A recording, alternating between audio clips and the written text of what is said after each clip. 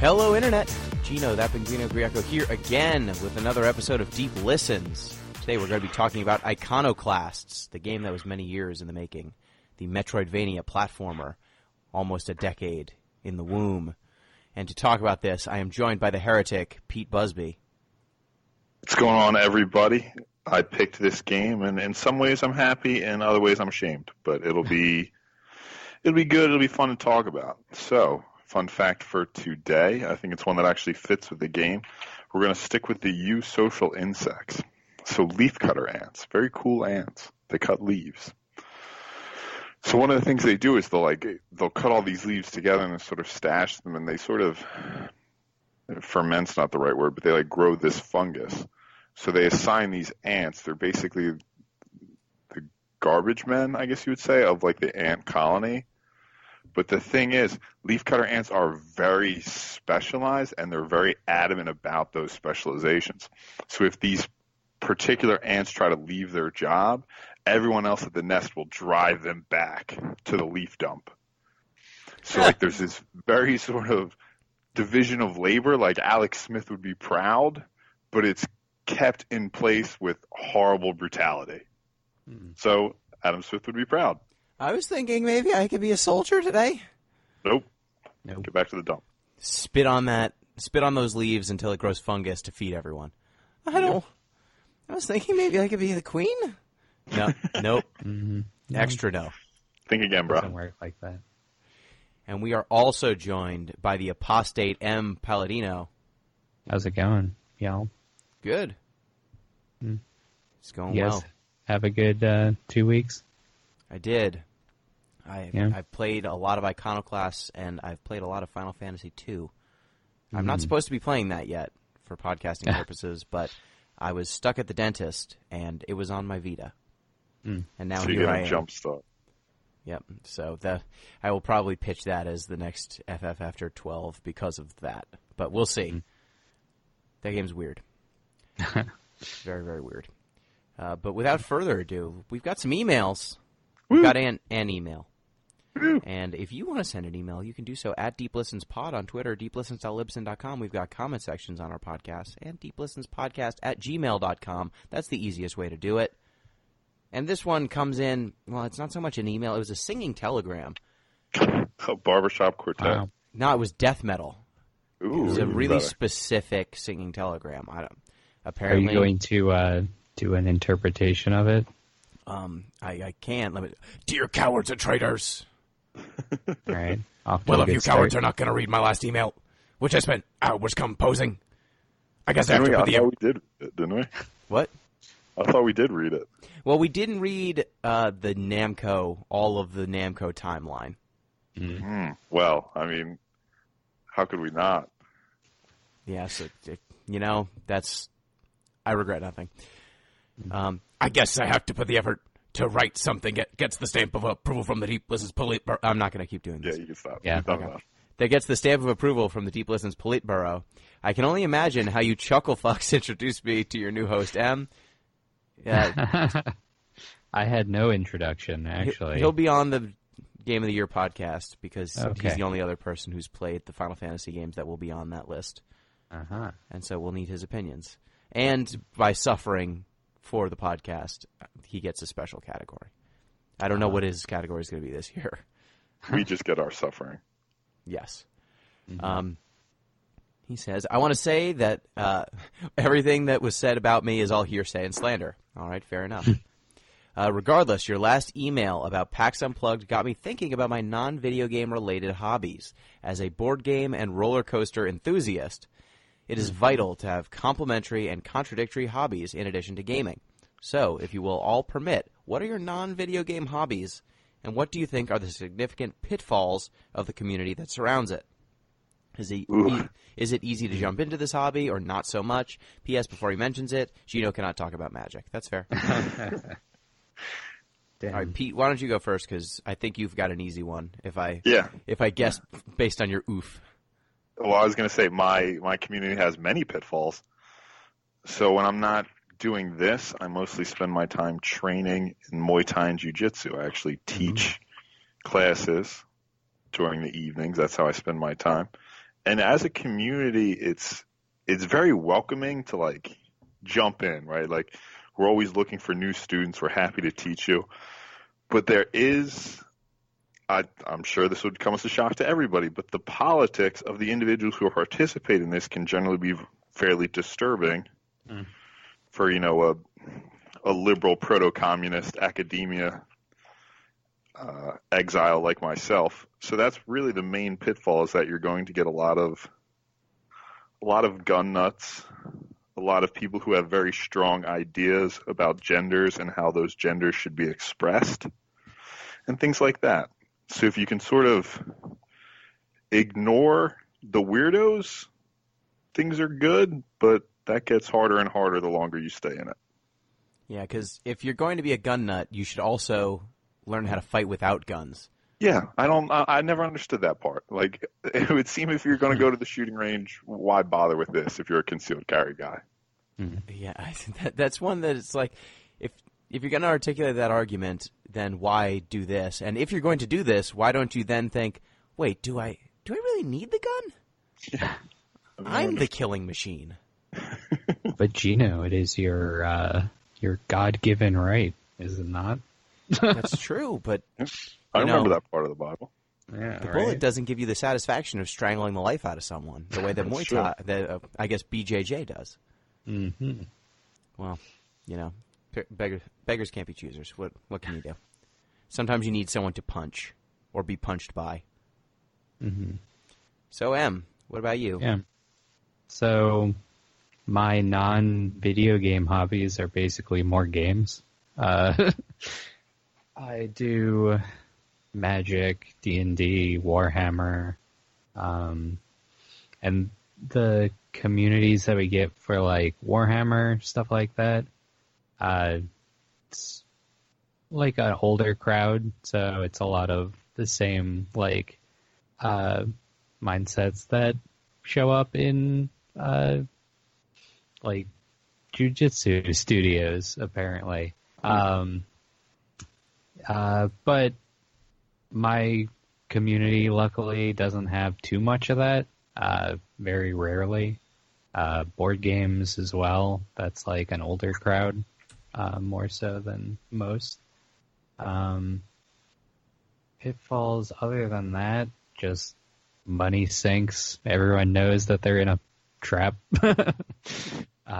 especially with Warhammer players. Any sort of miniature game is just a lot of time, a lot of effort, and, people take pride in their work. So sometimes too much, but yeah.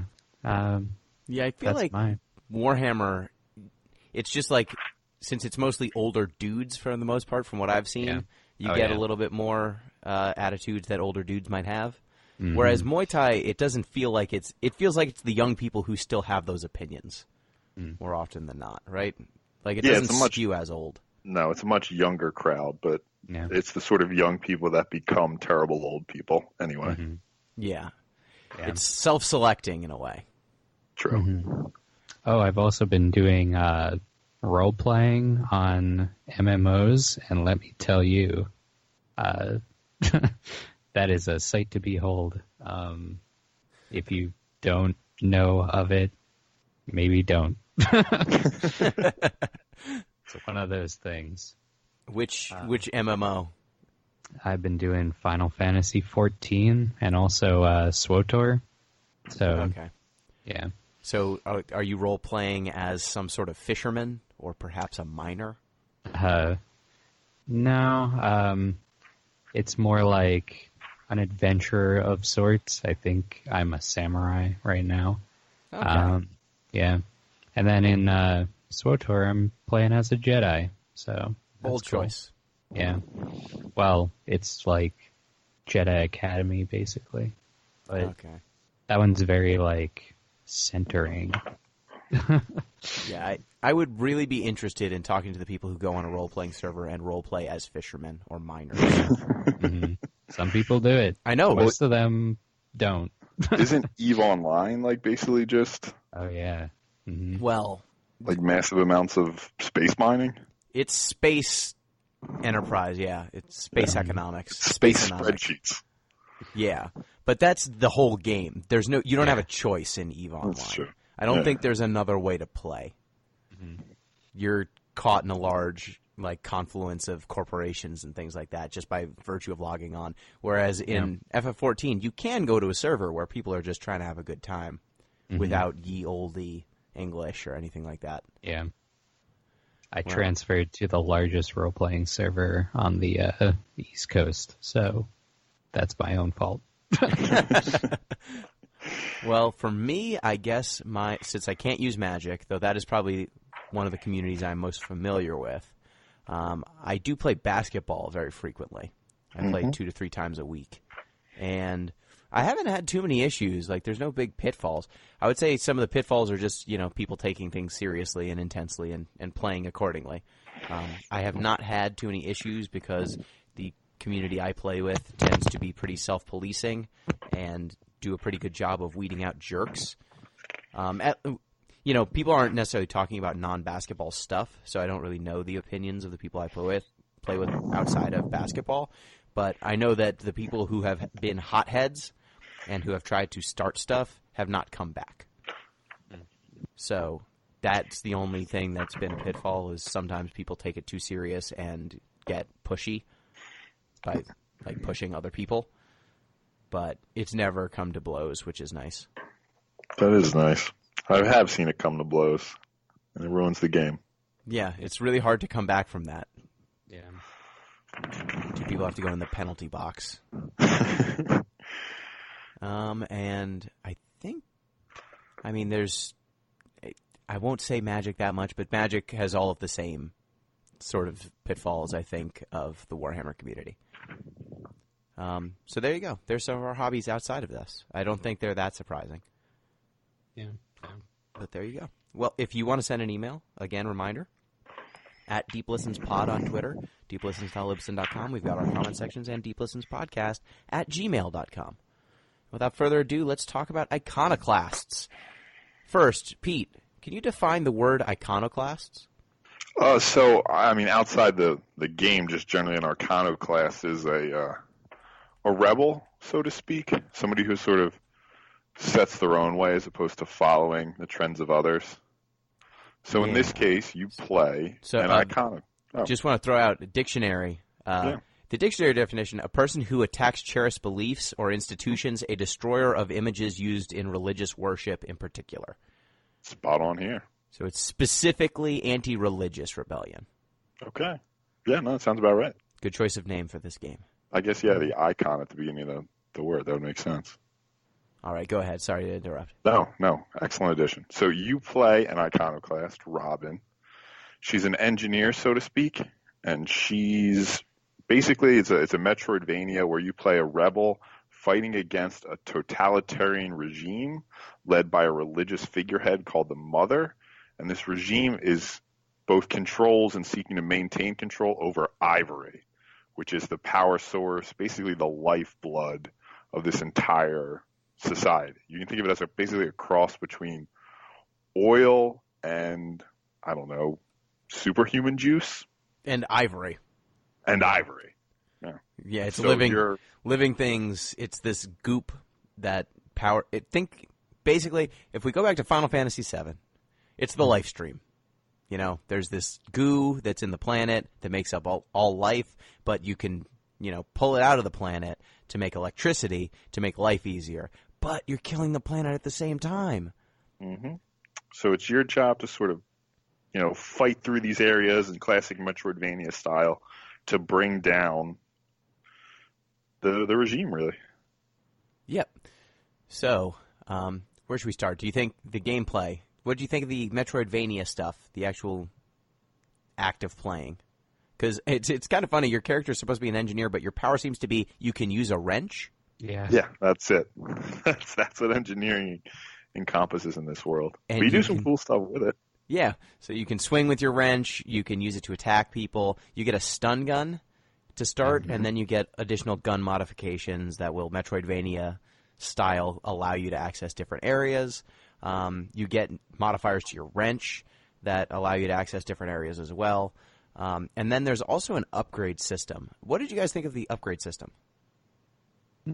It was interesting that you like lost stuff as you got more damaged or used it, I think. It was interesting, but it wasn't like, I don't know. It was odd to like not have my upgrades that I paid for after a certain amount of time. Yeah, but I mean, they're all fairly ancillary. Like, none of them change gameplay that much, to be honest. It's stuff like you move faster, you can take a hit once and then it breaks. What else? You swing your wrench better, breathe underwater longer. But nothing was like necessary to complete the game. Yeah, it was kind of odd playing this, you know, because the upgrade system, they have all these upgrade crafting items strewn throughout the world in typical, you know, platformer fashion. There's areas, off to the side, and they're kind of hard to reach. Perhaps there's a treasure chest there. And mayhaps if you open the treasure chest, there's an upgrade item in there. And I tried to get as many as I noticed, and I was just flush with upgrade items by midway through the game because I had created as many upgrades as I felt I needed. Like, I created the best ones, and you can have multiple copies of each upgrade, but some of them don't stack well, you know? Like breathing underwater, you don't need to breathe underwater so much longer that you dedicate multiple slots to that. So by halfway through the game, I felt like I didn't have access to any upgrades in terms of crafting that I really needed and really felt compelled to get. So I would just stack all these upgrade items and just never turn them into anything. And then on top of that, like you said, if you get hit once, you lose your first upgrade. If you get hit a second time, you lose the second one. And then get hit a third time, your upgrade list. And that won't take all of your health bar. That will maybe take you to like 3/4 health or 2/3 health.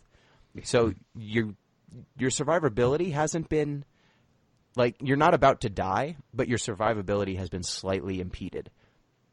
And so you play pretty long swaths of the game with some or all of your upgrades disabled. And you get them back by defeating enemies and solving puzzles. But I found that even doing that sometimes just you don't get as much upgrade juice as you would expect from taking out random enemies. And some of the enemies don't even respawn, so it's not like you can grind your upgrades back. So it's kind of this dual-edged thing where they made it such that each of the upgrades is so minor that you don't mind losing them, but you lose them so often that you never rely on them. Yeah. It's the worst of all worlds. And for a game that's about, like, a mechanic who should be making things, it didn't feel like it was necessary at any point to actually, like, build one of these upgrades. No, I don't think.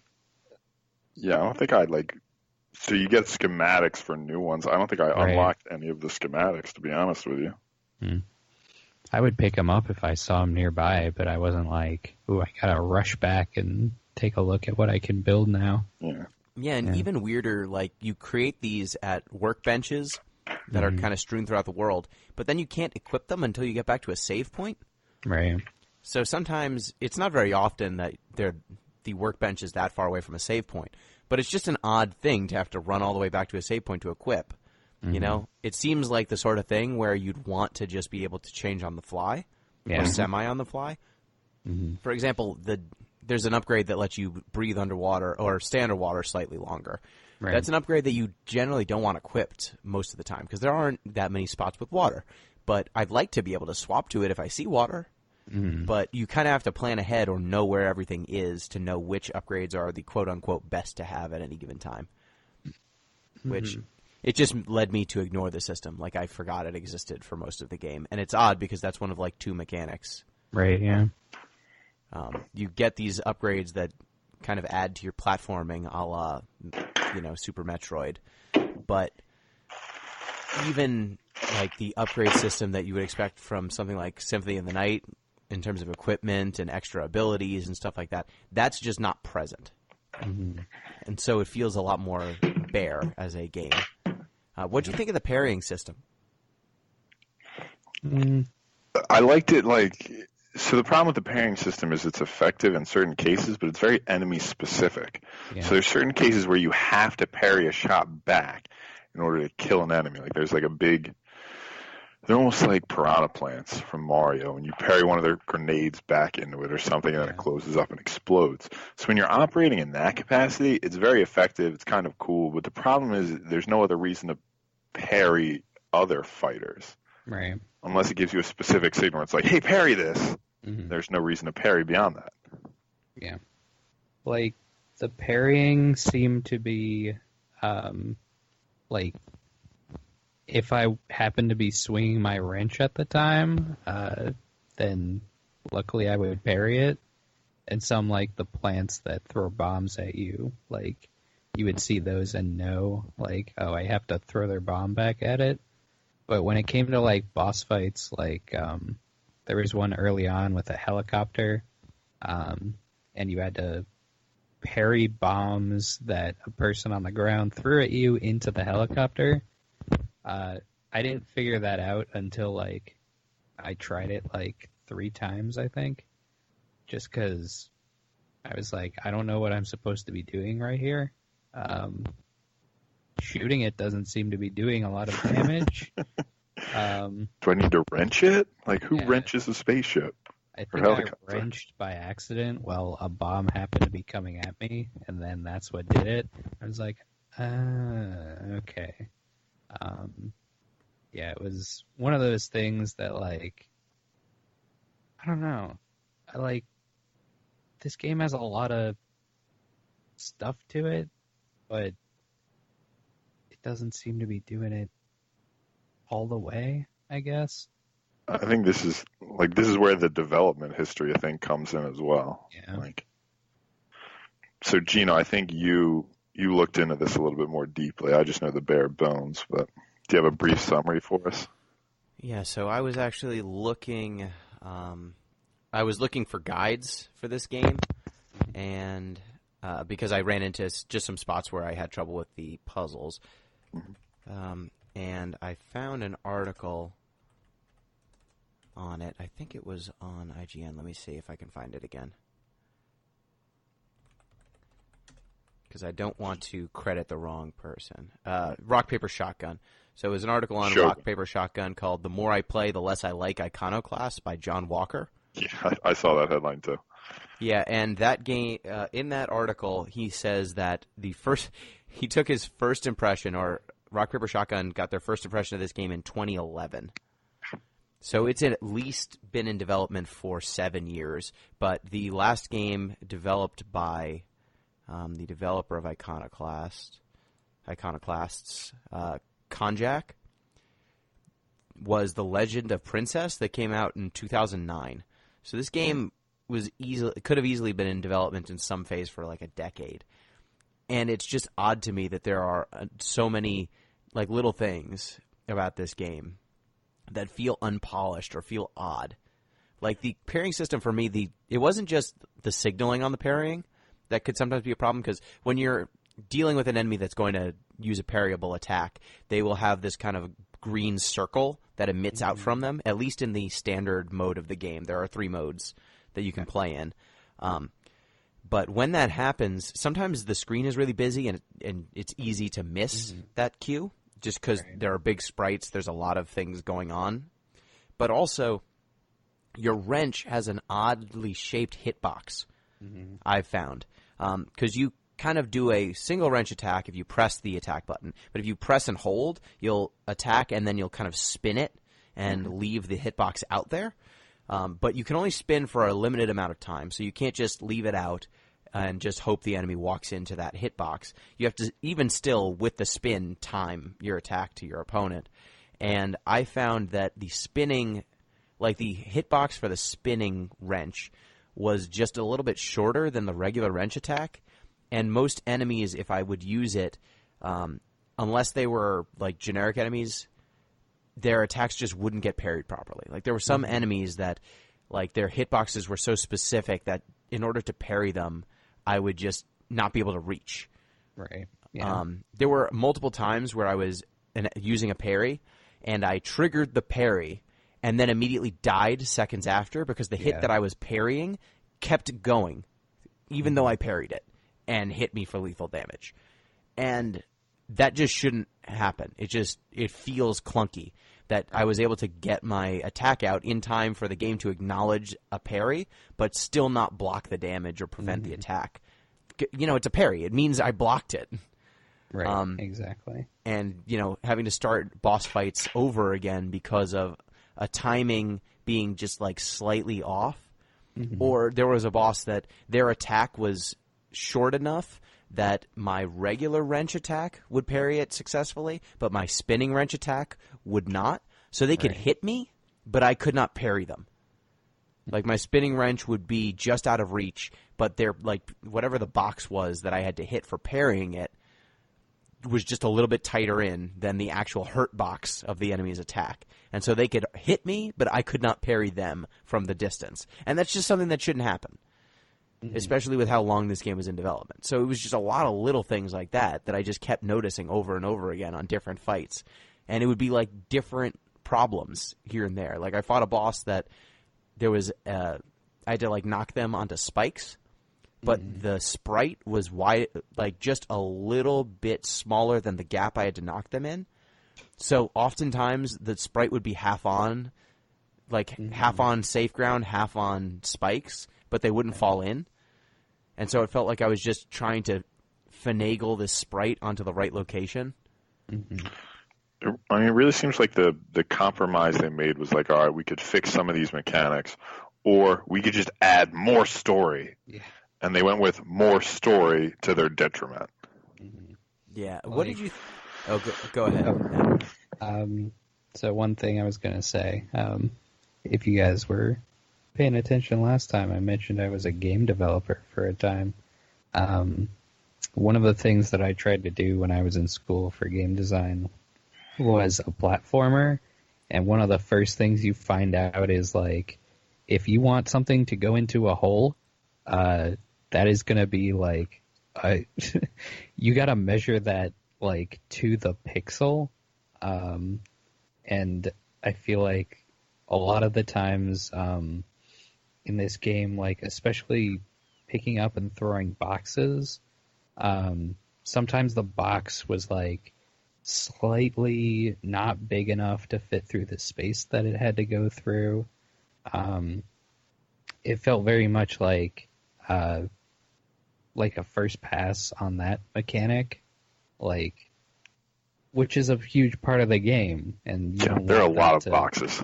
Yeah, I know. Like, one of the last things I was doing before we got on call was, like, I was in the forest.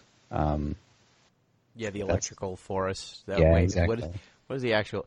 It's like the fake electricity name. Forest. Yeah, I don't know. All the places have, their own little whatever name. But I was trying to get a box to, like, jump onto, and then I would jump onto another platform above it. But there was, like, a 2 box size hole, and you can't get on top of the box to pick it up because you have to be standing on top of the box to hit up. So I would land on, like, 1 pixel on one side of it, and that would be what I would have to use to, like, get it back onto a throwable position. It was weird. There was a lot of stuff like that. Yeah, it is the Ferrier Shockwood. Mm-hmm. There you go. Yeah, now that's a name. Yeah. I guess the trees are made of metal. Is that the premise? I mean, yeah, it seems like everything's actually secretly made of metal in this game. Mm-hmm. There were a lot of little things, like, yeah, jumping on top of a box and then pressing up when you're on top of the box also is a really odd way to have you pick up the box.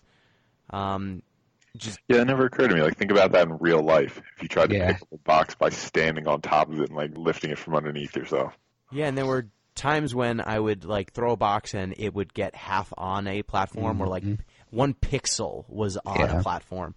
And then when I went to pick it up, I would then fall because I had removed the thing that was holding me up. Exactly. And then there's just a lot of little mechanics that they work logically in the game's logic. but only in the game's logic. Like, in human logic, it makes very little sense. Like, you can't crouch walk. You can't kind of, like, sidle into anything that is, like, if there's a gap that is head height, like it's a crouchable gap, you can't climb in that hole. You need to crouch and then walk straight. So if you have, like, say, for example, your character is standing in front of a little tunnel, but the start of the tunnel is at head height, you can't jump and then, like, grab the ledge and climb in. You can't just bump into it and climb in. You need to find some way to get, like, a box to put in front of that so that you can climb on top of the box and then crouch in.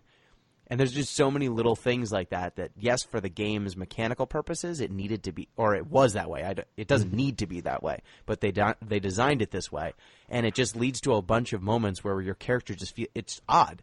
You know, your character the answer is always boxes. Yeah. Your character's supposed to be hyper competent. Yeah. And you get just thwarted by chest-high walls. Yeah. And there was a lot of, like, things that look like you should be able to jump onto them, and then you would be just a little bit too small. And it seemed like, I don't know, maybe they were tweaking numbers or something, and then you couldn't jump as high, or maybe that was part of the puzzle. I don't know. And then they put boxes in there so that there was, like, a little bit of, like, thinking to do, but it seemed extra. Just throw some more boxes. Yeah, and it's worth mentioning that, like, throwing boxes, you don't have especially precise control on that. It's mostly trial and error. There were multiple times where I just had to exit a room and then come back into it because my box throwing had gone awry and I no longer could get back to the box. Yeah. Yeah, it's just a lot of little things like that. Like, there was a segment where I just had to make a jump, and it felt impossible because I just kept coming up short. And then I just kept trying it over and over again, and the way I had to do it was basically execute a jump when my character was had a pixel of foot left on the platform, and that's the timing for the jump.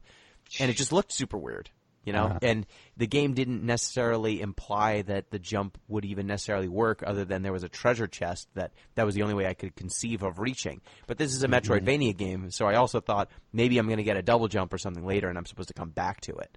But no, the answer was I needed to make a really weird jump that looked really odd. Yeah, it's not as if the, like, premise of the game is, like, speed, precise platforming. Like, there's some platforming elements, certainly, but it's more like puzzle solving and combat. Yeah. So at that point, like, your jumps don't need to be that precise because that's not the point here.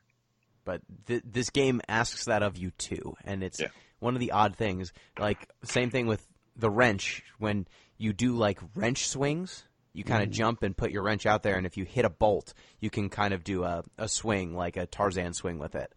But you need to really hit the bolt with the wrench. You can't just be in the general vicinity. And your character doesn't do, like, an overhead swing. You just stick it directly out like you're stabbing someone with a wrench, at least when you're in the air. So that means that instead of just kind of getting near the bolt and swinging and having some forgiveness, because generally you're coming at it from below, you have to get at, eye level with the thing you're trying to jump onto, and then you get forward momentum. So there were times when I just had jumps that felt like in another game that would be an easy jump. But in this game, it's just odd. You're taking odd angles.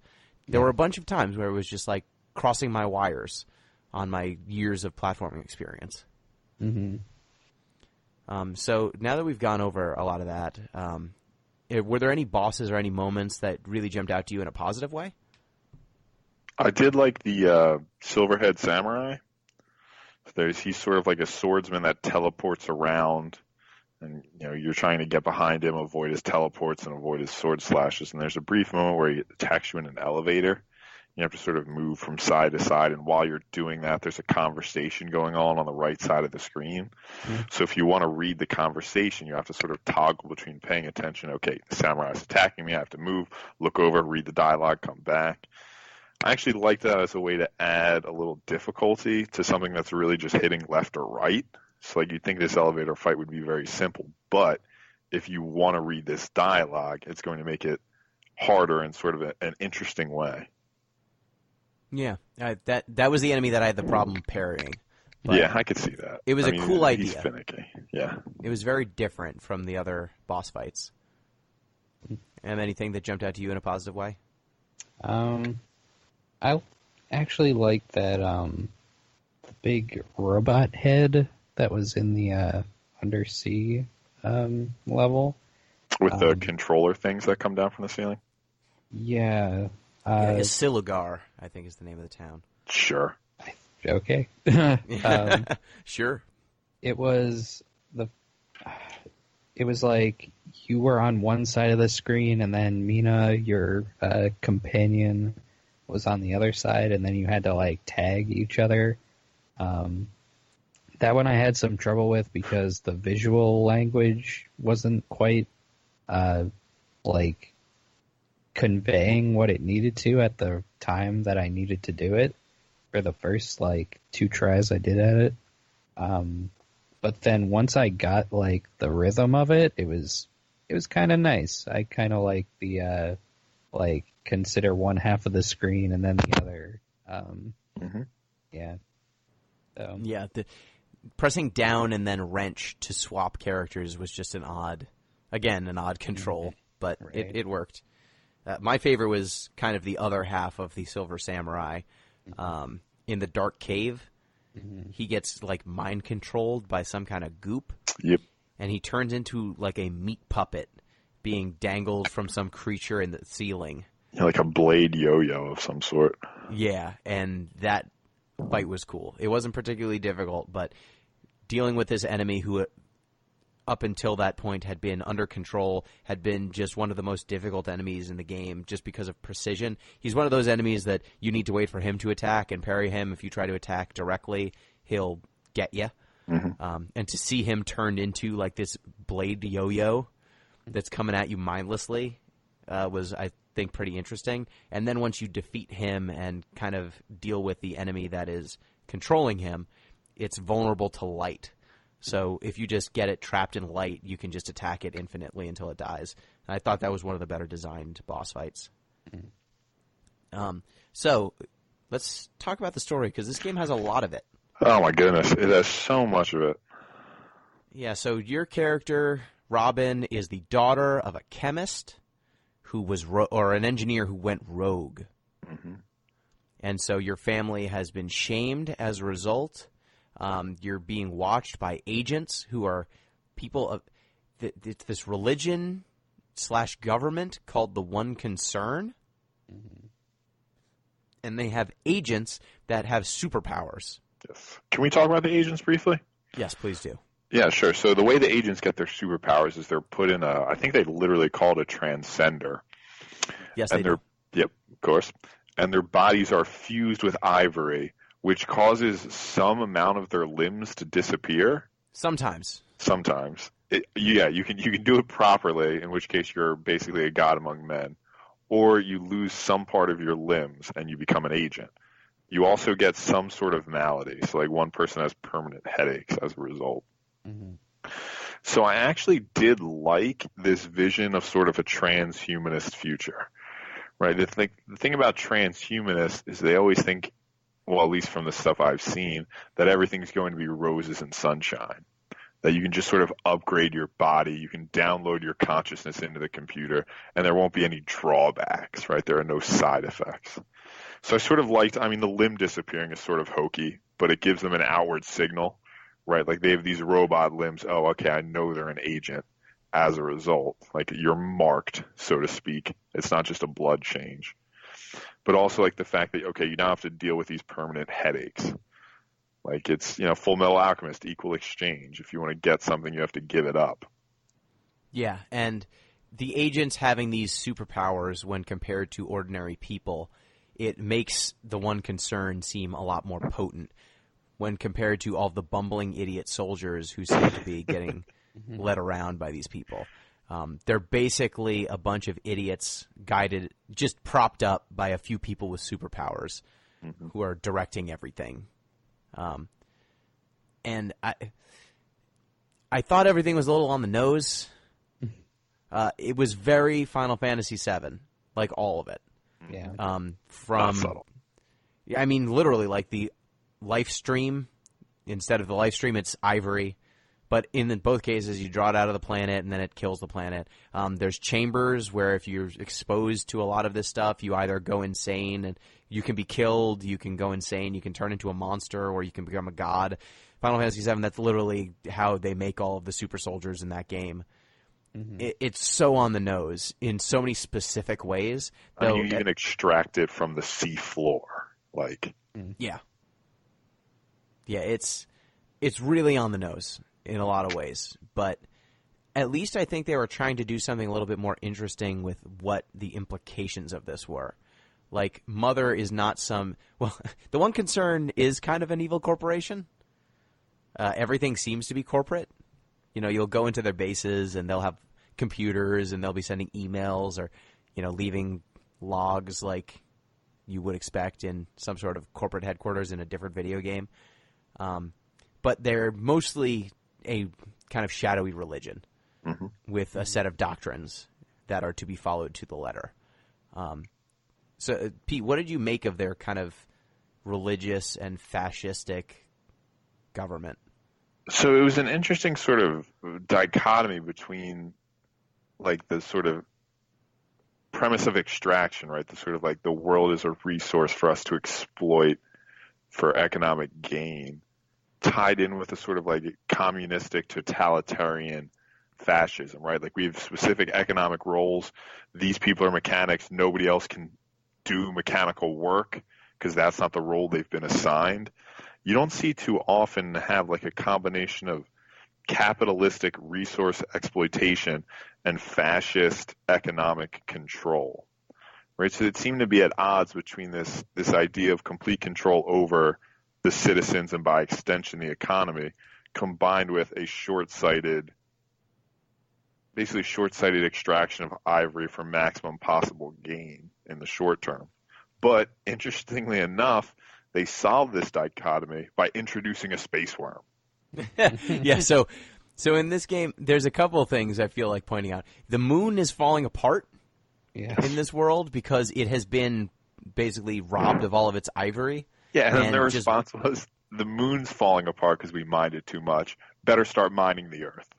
Yeah, and the moon is like literally crumbling in the sky, and you can read a log that says that like the reason that the Earth is not destroyed by the moon, like the bits falling off, is that the bits falling off the moon are so drained and devoid of life and matter that they just turn into dust rather than crashing down. And you're just mining it, and the planet is just like experiencing earthquakes and things because as the ivory is being extracted, the planet is becoming unstable. Yeah, it's hollow now. Yeah, it's hollow from basically the crust down, and it's getting hollower all the time. And there's kind of two ethnic groups that are depicted in this game. There's the one concerned with their religion and their agents and all that sort of stuff. And then there's the Issy people. They're also called pirates, and they are the other kind of – they're not a dominant group necessarily, but they are the group that is in conflict with the one concerned. And their central doctrine is basically, banging communism. Like, all of the things you'd expect in a commune. People fucking, they're trying to make lots of kids really fast. They believe in the earth man. Yeah, it's like a very Gaia-based spirituality. But they're also mining as much ivory as possible. But they're only So they're saying that we're only mining the ivory from like the easy pockets to get to, whereas the one concern are taking it out of everything and extracting it from like living things. And deep sea drilling. Yes, they're like, our thing is cool because we're only going for the small, low hanging fruit. Not like those stupid fracking one concern. Yes, Got it. But their weird kind of communism is put into conflict. I kind of read it as a fascism versus communism dichotomy, but the more you describe it, Pete, they both kind of have that. And the game kind of gets at it too, because Robin's brother Elo at one point says, you know, everyone in our group is assigned jobs. Yeah. And he's talking to Mina, who is the representative of the Issy people who joins your squad occasionally. And she's like, well, yeah, we have assigned roles too. And he's like, oh, so you don't get to pick your jobs either. I guess, our beliefs aren't that different. I guess we don't know which of us believes something better. But we do. I think we do know which of these two groups is in the right. I know which one I'd pick. Yeah, one of them is centered around banging and surviving for multiple generations and keeping the Earth relatively intact. And the other one is just slashing and grabbing everything and creating monsters. Yeah. But this game just keeps going like, well, both sides, man. I don't know. I don't know if we can figure out which of these two groups is better. Elo says that his religion's pretty good. And there's some quotes that were just, man... Let me see if I find that. Let's see. Elo says at one point, "Are you really saying pirates don't give privilege to a specific way of living? That'd be pretty impressive." Mina says, "It's what matters most are the core values of our religion." And then Elro says that core always seems to be weirdly adaptable. Is all, just like, oh, you guys say you're all doing things in the name of some greater good, but what you're allowing in service of that greater good seems to really be dubious, man. I don't know. We're trying to exterminate you, but you can't. You should just let it happen. You should be really cool about this. Elro's kind of shitty generally too. Yeah. His family gets killed at the beginning of the game. He's taking vengeance. He's Robin's brother. Yeah, and he's like he's protective of Robin in like a domineering sort of way. Yeah. Which I guess is supposed to facilitate like her transformation from like basically Elro's sister in a savior of the world. But she doesn't talk, and she's barely a character. Yeah, no, like she never does anything. Mm-hmm. She simultaneously is the most powerful character in this game, and also is naive whenever the game wants her to be or needs her to be. Yeah. What did you think of Royal, who's one of the concerned agents? I guess he's not an agent. He's supposed to be Mother's successor. Like he's one of those transformations that's went perfectly, and now he thinks he's a god. But eventually he gets cast out from not really sure what. Like he was helping Robin, but it seemed to be something else.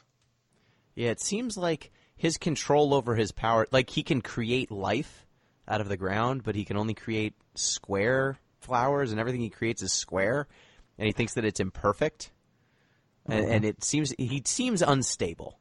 Let's say that. Either naive or unstable, and it's unclear which. But I just found that he was so clearly, every time he was around, he was betraying you constantly. Yep. And you can choose to say, like, I don't trust you. But the game doesn't honor that choice. The game doesn't care. The game doesn't care. It'll give you a choice to be cool about things, or it'll give you a choice to be like, no, fuck you. You betrayed me. You're not cool. And he rats out your friends. He tries to get you killed multiple times. Yep. He saves you once and then tries to kill you multiple times. Mm-hmm. He has a brief redemption at the end. Where he's like, all right, I'm going to, there's a literal space worm. I can't possibly say this enough. And he tries to communicate with the space worm to save the world, but he gets super pissed when the space worm won't talk to him and attacks it, thus dooming the world. So he gets kind of a redemption arc, but his problem throughout the whole thing is just this one-note arrogance, which I guess if you spend your whole life with people telling you were a god would make sense. Mm-hmm. Yeah, he's got the Kanye West problem. Yeah, man, and the Holy Triangle, or the Holy Steeple that they have, there's a Trinity in the one concerned religion, and it is the parent, the guardians, and the people. That's their Trinity, is one person who's super powered, a bunch of agents who have they have graftings onto their biological form because their ivory blood allows them to use equipment that other people can't. Mm-hmm. And then regular people who, they just kidnap people constantly and destroy their homes by summoning monsters into their homes. Yeah, they call it penance. Yeah. So it's basically a way to terrorize people into towing the line, so to speak. Mm-hmm. Yeah. So, Em, what did you think about the storyline? There sure is a lot of it. It's like I don't even know if I got to half of that, honestly. But one of the things that really this reminds me of all of the Metroid and Castlevania and Mega Man. It's like none of those really had plot to them. You better not say that Castlevania Symphony of the Night doesn't have one of the greatest stories ever told. All right. Most of the Castlevanias had one direction to go in. That's better. Yeah. But there wasn't. Yeah, no one went into Mega Man I wonder what the story is going to be like. Yeah, right. Dr. Wily. Fight some robots. I wonder what the government and economic system of Mega Man society is. Yeah. Well, I'm pretty sure all the people are dead except for Dr. Light and Dr. Wily. Yeah. Metroid, you never see anyone. You see monsters, and that's it. Except in Fusion, they'll give you some story bits. But even those, it's a story bit at the front, and they do it really tastefully. It's not that big. This game, it's a lot of dialogue and a lot of cutscenes. And Pete, as a writer, as someone who has done a lot of editing, what did you think about just the way the dialogue was written? Because this came up in the rock, paper, shotgun piece, and it also, that I think just crystallized my opinion on it. I found that reading the dialogue was a little bit difficult. It felt like maybe an editing pass or two just wasn't done. I'd agree with you. I mean, I think the problem was they were trying to shoehorn so many, it's not dialogue really. It's pretty much all exposition of these massive ideas. Right. Where it's not just oh, hey Robin, what's going on with your day? It's oh, how will our society be structured in the future? What will we leave to our children? That's not a conversation. That's a speech. And you can't have dialogue where everybody's just making their own speeches. Yeah. Yeah. Elro, any scene where Elro and Mina were in the same area, if they were going to talk, they were both just going to shout their religious beliefs at each other. And then nothing would be, decided by the end of it. They'd just shout at each other. Mm-hmm. And that's interesting in one sense because you're definitely front-loading all of these philosophical discussions. But it just read really ham-fisted. Mm-hmm. One thing you do when, game is being made, when game make, is there's a story Bible that's things like Dragon Age, Mass Effect, all the BioWare games. That's one of their big tenets. They have this huge binder that's just stuff, and 9/10 of that stuff gets edited out and doesn't appear, but it's in the backdrop of the game, and it feels like this one was just should we keep shoveling stuff in? Yeah, I guess so. What else are we gonna do? Totally. There's a section where you go underground and there are eyeballs. Mm-hmm. And the eyeballs, I guess, get put into robot bodies so that they could be used to control machines? Yeah. Sure, yeah. And that happens a bunch. And then there's a guy named Father and a guy named Mother, or a character named Mother. And I guess Father was before Mother, or Father is God. And there are secret labs, multiple secret labs. They make the fast travel system in story because the Earth is hollow, so the fast travel system is basically going to the center of the Earth and then, walking or being moved in a circle and then shot out so that the distance you travel is shorter. There's a pirate who's going around making maps. Yeah. Mm-hmm. Yeah. And he wants to kill a certain monster because the monster is able to reorganize the shape of the Earth. Pete, did you feel like this was like Wuppo? In a way? Yeah, I can see the parallels where we're just sort of smashing all these pieces together, and eventually we have to be like, all right, how's it connect? Where like really what you have is mostly area-specific vignettes. Yeah, except Wuppo Was cute. was endearing. Yeah. Like You can do that when it's cute. You can't do that when it's like a deep environmentalism message. Yeah, because at the end of this game, you're fighting a space worm that kind of makes no sense. In Wuppo, you were fighting a face that stuck out of the side of the world. And if you didn't defeat him, he was going to destroy the world with vomit. What? He was going to vomit up mud and cause the end of the world. That's a 100% accurate description of the ending of Wuppo. You can listen to our interview with the developers of Wuppo if you want to understand where that came from. We were big fans. We are big fans. I am still a big fan of Wuppo. This is not... I'm just saying, I feel like, weirdly enough, I've dealt with a lot... Like, there's weird communism in Wuppo 2. Wuppo as well. Man, if there was a Wuppo 2. The Wupping. Yeah, like, a lot of the themes that were covered in Iconoclasts were also covered in Wuppo, but in a much more endearing way, because you're a little roly-poly ball. The weird part about like the environmentalism message too is like, so like I said, the way they rectify the totalitarianism with the exploitation is basically the idea that are the space worms coming, we only have so much time. So when you think about it that way, the mining isn't really so short-sighted. Like if we knew a meteor was going to destroy the world, so we had to like build something to get off, basically, like then sure, strip mine whatever you want.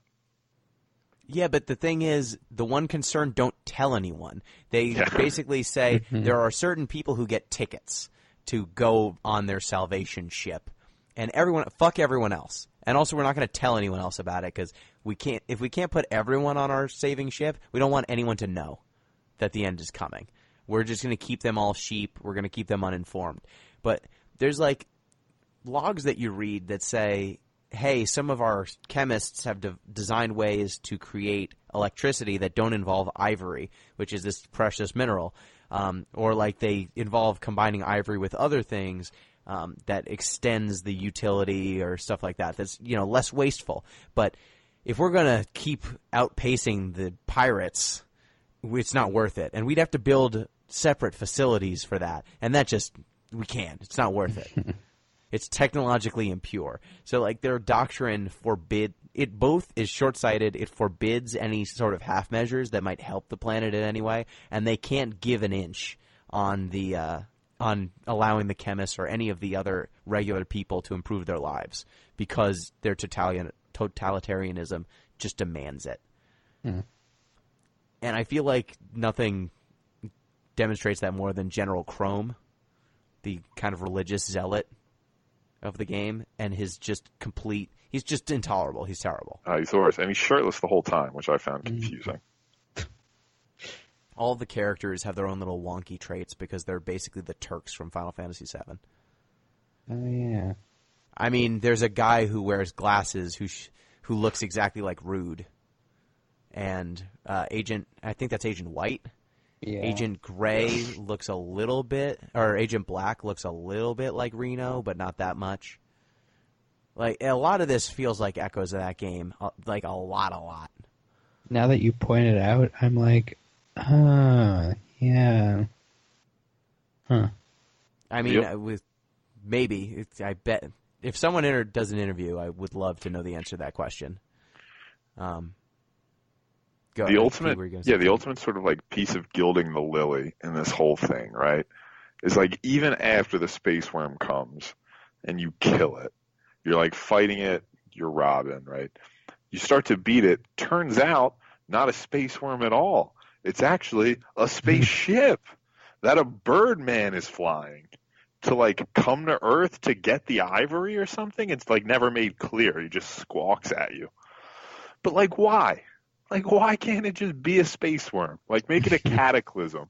That's more interesting than the idea that, like, oh, no, it's just some alien dick coming here to take our ivory, too. Yeah, and why then, when you defeat him, does the world just get to go?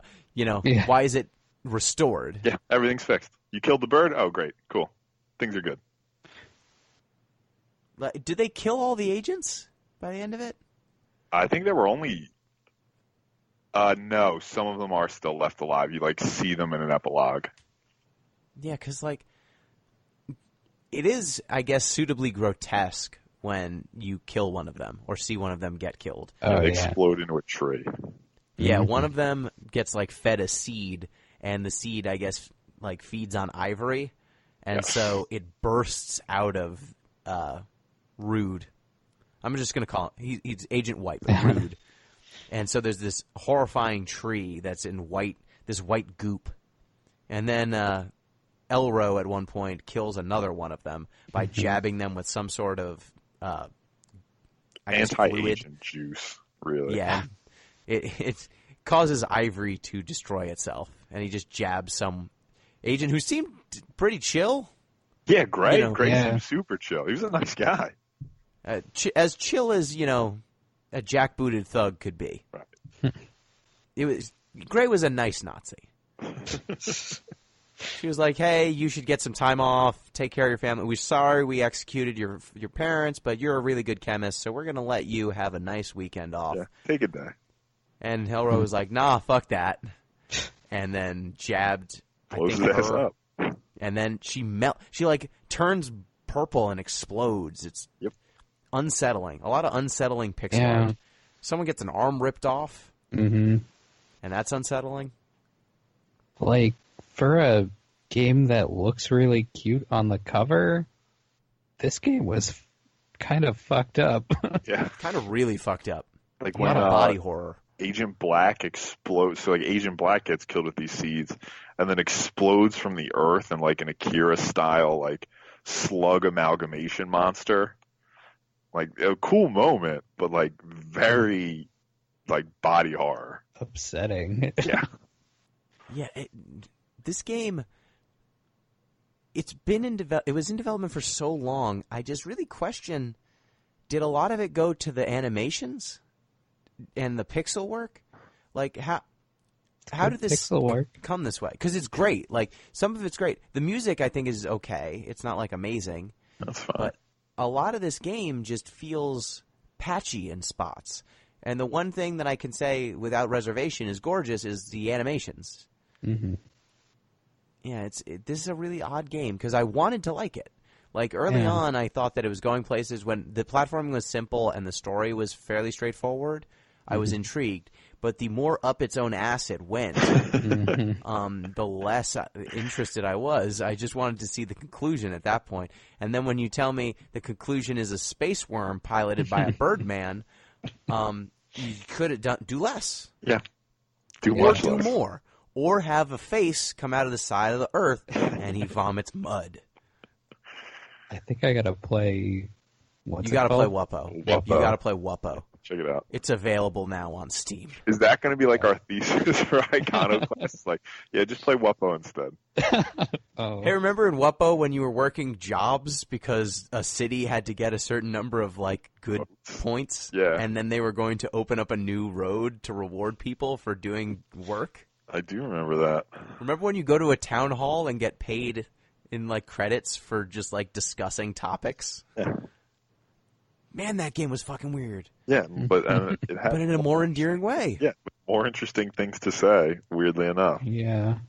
And the mechanics felt better. Man. Okay, so I guess Iconoclast, final thoughts, play Wuppo. Play Wuppo, yeah. Looks like it.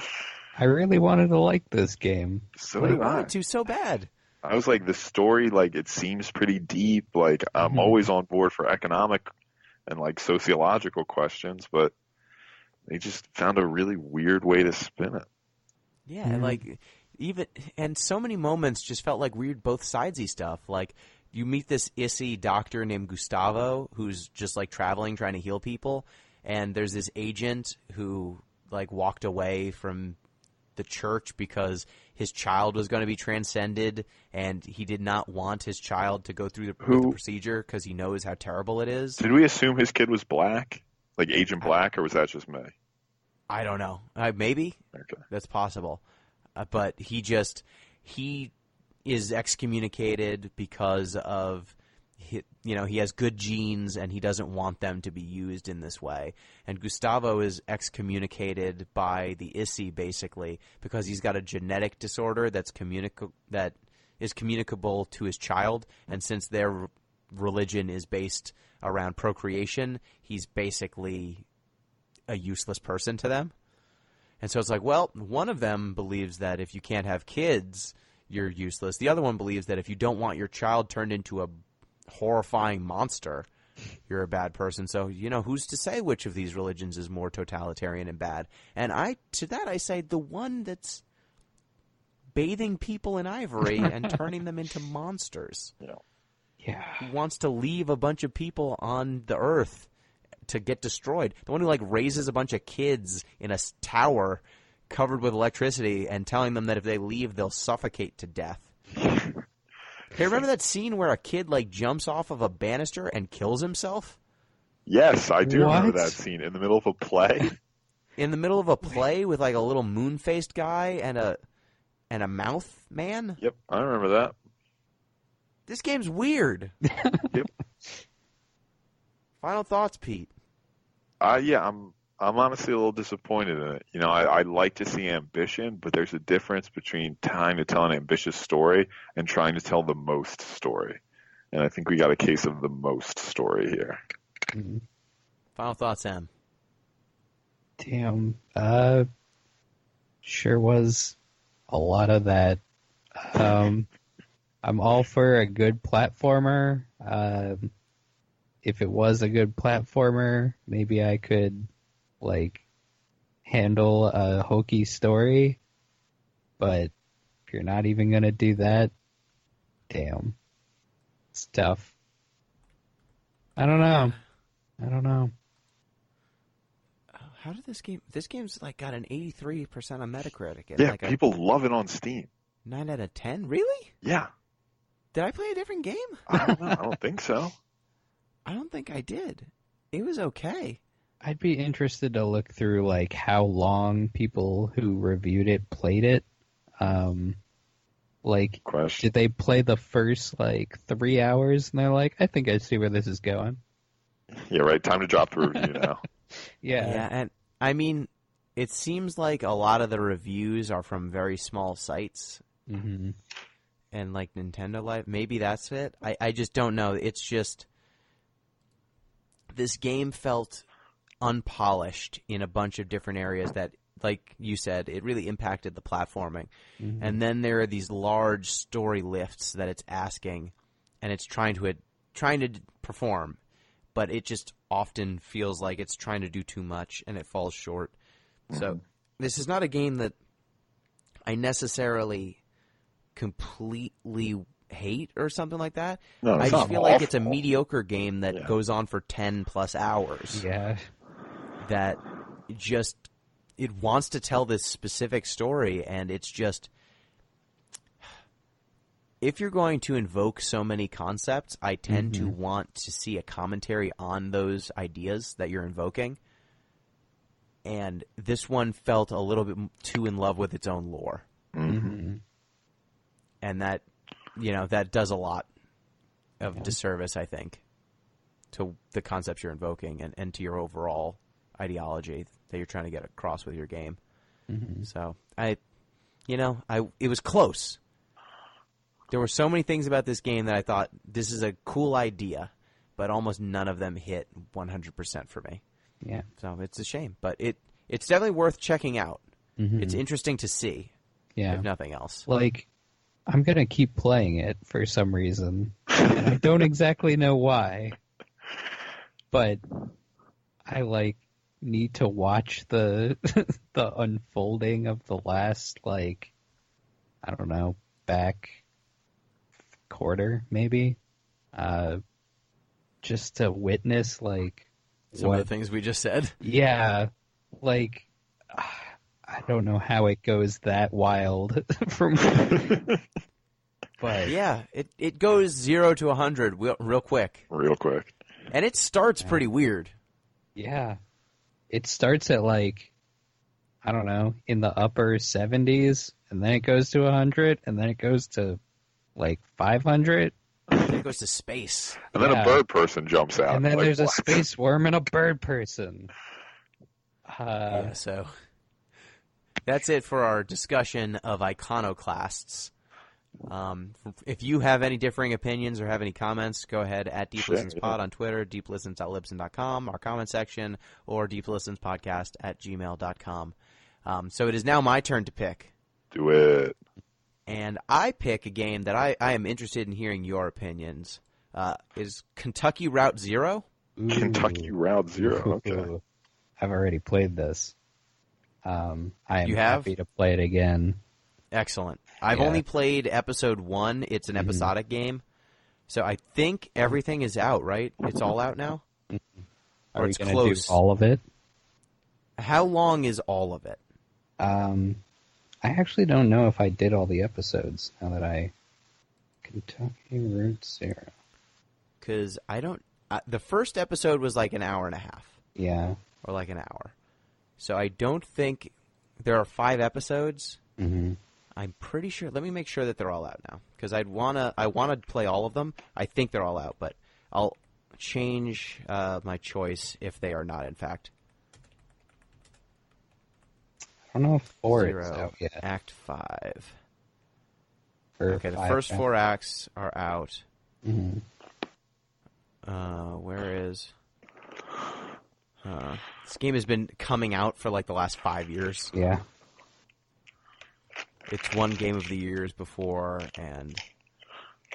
Man, it looks like the poster for Act 5 is out. But it looks like Act 5 might not be out yet. Okay, so we can save this. All right, we'll save teaser. Kentucky Route Zero. Come back. Sorry. Let's see that. I thought that Yeah. 5 was out, but it looks like just the trailer Yeah. or something is out. It's definitely one you want to Yeah, do at some that's- point. That's one we definitely want to do because that game is some Americana Mm-hmm. nonsense that is just amazing, and it's one of the most visually stunning games I've ever played. I'm pumped. So in that case, I'm going to go to another game that's been on my list for a very long time, and I'm going to go for Wuppo Yo. Okay. What? I don't know Will if you you've spell heard of that this for our game. listeners, Dino? Wuppo, P-A-P-O, and Yo.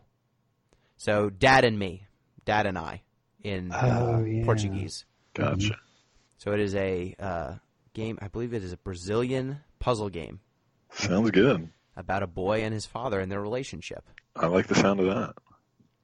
All right, cool. So next time we'll be playing Wuppo Yo, and thank you for this episode. Thanks, Pete. Always a pleasure. Make sure you come around for this game. Next one Gino picked, it sounds pretty good. Thank you, M. Thank you. All right, thank you, listeners. Till next time, peace.